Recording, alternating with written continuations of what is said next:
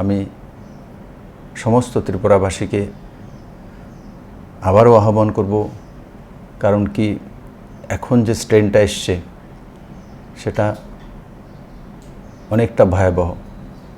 তো সাবধানতা এটার মূল রাস্তা, সোশ্যাল ডিস্টেন্সিং এবং কিভাবে নিজেকে করোনার মধ্যে থেকে বাঁচিয়ে রাখা যায় সেই বিষয়ে আমরা অবগত আছি। আরও সাবধানতার সঙ্গে সেই দিকগুলোকে পালন করা। আমি আপনাদের কাছেও আপিল করব যে কোভিড মোকাবেলায় 2020-তে যেভাবে আমরা সমস্ত ত্রিপুরাবাসী একত্রিত হয়ে কাজ করেছি, ঠিক এবারও আমরা ওইভাবে তাকে মোকাবেলা করব। আমার সমস্ত শক্তির উৎস আপনারাই। আপনাদের সঙ্গে কিছু বিষয় আমি আলোচনা করতে চাই, আপনাদের সামনে রাখতে চাই। সেটা হচ্ছে কোভিডকে মোকাবেলা করা। আপনারা সবাই জানেন, অবগত আছেন, বিগত 1 বছরে তার সঙ্গে পরিচিত ছিলেন এবং ত্রিপুরাবাসী অতি সুন্দরভাবে তার মোকাবেলা করেছে। সিভিল সোসাইটি হোক, ক্লাব হোক, और প্রশাসনিক ব্যবস্থা হোক, হেলথ ডিপার্টমেন্ট সর্বোপরি। বন্ধুরা, মাননীয় প্রধানমন্ত্রীজি কোভিড মোকাবেলা যা যা করার উনি সমস্ত ব্যবস্থা নিচ্ছেন। আমাদের ত্রিপুরা রাজ্যে প্রথমবারের যে কোভিডের আক্রমণ ছিল সেটাকে আমরা অনেকাংশে প্রতিহত করতে সক্ষম হয়েছিলাম। আমাদের যে হেলথের ব্যবস্থা আছে, আমাদের যে প্রশাসনিক ব্যবস্থা আছে, আমাদের যে সিভিল সোসাইটি রয়েছে, জাগরুক জনতা রয়েছে, এরাই আমাদের সৈনিক এবং আপনাদেরকে নিয়েই আমরা সেটাকে প্রতিহত করতে সক্ষম হয়েছিলাম অনেকাংশে। এবার আমাদের কাছে ভ্যাকসিন রয়েছে, গতবার ভ্যাকসিন ছিল না। প্রথম চরণে যে টিকাকরণ হয়েছে সেটা হেলথ কর্মী এবং প্রথম সারির যোদ্ধা, তাদের জন্য টিকাকরণের ব্যবস্থা করা হয়েছে এবং দ্বিতীয় চরণে 45 বছরের ঊর্ধ্বে তাদের জন্য টিকাকরণের ব্যবস্থা। প্রথম টিকাকরণ যেটা হচ্ছিল, যারা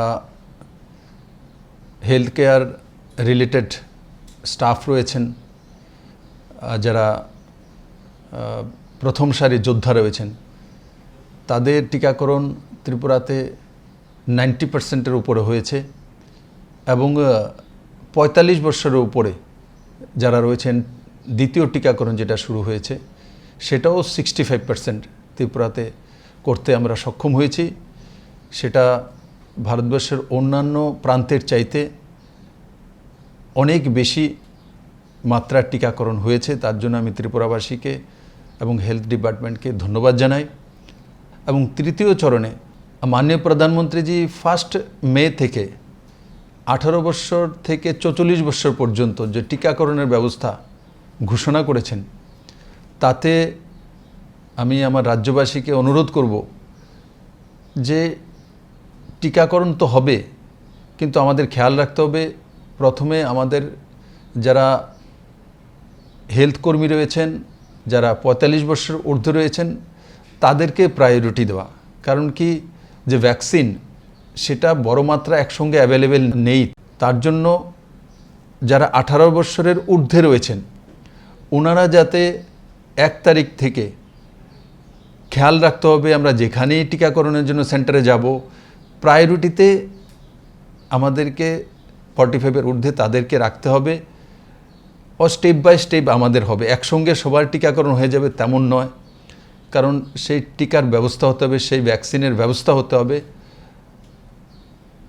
রাজ্য সরকার সেই ভ্যাকসিন ক্রয় করার জন্য 134 কোটি টাকা রাজ্যের বাজেট থেকে আমরা বরাদ্দ করেছি। আমাদের রাজ্যে 3টি চরণে 13,18,000 যে ভ্যাকসিন দেওয়ার ব্যবস্থা করা হয়েছে মাননীয় প্রধানমন্ত্রীদের মার্গদর্শনে। আমাদের রাজ্যে আমরা সেই ভ্যাকসিনগুলো যারা ৪৫ বছরের ঊর্ধ্বে তাদের কাছে পৌঁছে দেওয়ার জন্য স্বাস্থ্য মন্ত্রণালয় দ্বারা বিভিন্ন জায়গাতে ভলেন্টিয়ারদের মাধ্যমে ও সামাজিক জাগরুকতার মাধ্যমে পৌঁছে দেওয়ার ব্যবস্থা করা হয়েছে। এই ১৩,০৮,০০০-এর মধ্যে ১.৫ লাখের কাছাকাছি ভ্যাকসিন দেওয়ার বাকি আছে। আমি আশা করি আগামী ৩-৪ দিনের মধ্যে এই ১.৫ লাখ ভ্যাকসিন আমরা ৪৫ ঊর্ধ্ব সমস্ত ত্রিপুরার নাগরিকদেরকে পৌঁছে দিতে সক্ষম হব। আর যেটা 18 বছর থেকে 44 বছর পর্যন্ত, সেটা যখনই আমাদের কাছে আমাদের ভ্যাকসিন আসবে তৎক্ষণাৎ আমরা সেগুলো ভ্যাকসিনেশন সেন্টারে পাঠিয়ে দেব।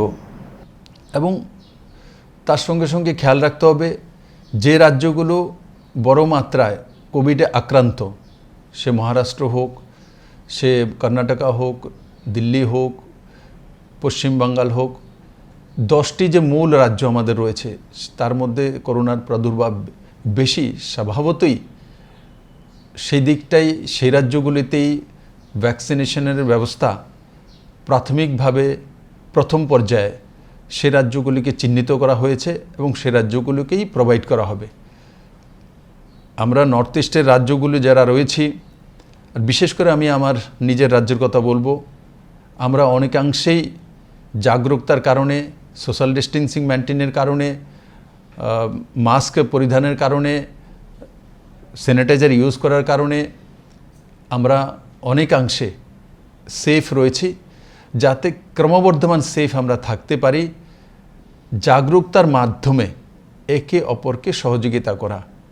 আর বিশেষ করে আমি যারা প্রফেশনালিস্ট রয়েছেন, ডক্টরস রয়েছেন, আইনজীবীরা রয়েছেন, সাংবাদিক বন্ধুরা রয়েছেন, প্রফেসররা রয়েছেন, স্কুল টিচাররা রয়েছেন, আমি তাদেরকে আবেদন করব, বিগত সময়ে আপনারা যেভাবে জনমানসে একটা জনমত তৈরি করেছেন এবং তার সঙ্গে ক্লাবগুলো বড় ভূমিকা পালন করেছে, এবং সর্বোপরি রাজনৈতিক দলগুলো যেগুলো ত্রিপুরাতে রয়েছে, ছোট হোক বড় হোক, প্রত্যেকের অবদান রয়েছে সেই কোভিড মোকাবেলায়।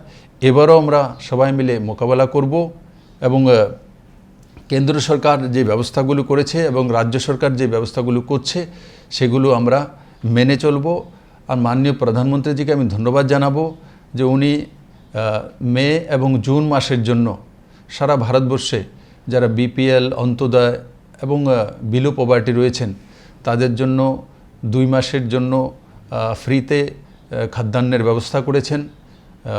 আমি আশা করি আমার ত্রিপুরা রাজ্যে বড় মাত্রায় যারা বিপিএল, অন্তোদয় পরিবার রয়েছেন তারা তাতে লাভান্বিত হবেন। এবং আরেকটা আপিলে আমি গতবারও করেছিলাম, আমরা সবাই জানি আমার আশপাশে কে রয়েছে, কার বাড়িতে অন্ন নেই, কার কাছে খাদ্য নেই। যদি এ ধরনের কোনো কিছু হয় আমি সবার আগে জানতে পারি।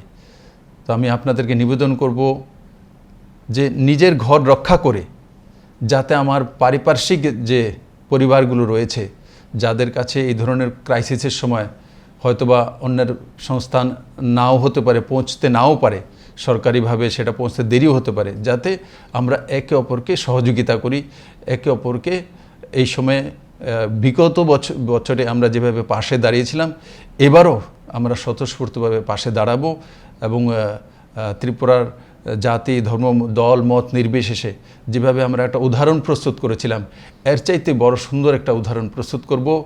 আমি আবারও সমস্ত ত্রিপুরাবাসীকে বলবো সুস্থ থাকুন, ভালো থাকুন, সাবধানে থাকুন। আমরা সবাই মিলে স্বতঃস্ফূর্তভাবে সেটা করব। সবাইকে অনেক অনেক ধন্যবাদ। সবাই সাবধানে থাকুন, ভালো থাকুন, সুস্থ থাকুন। নমস্কার।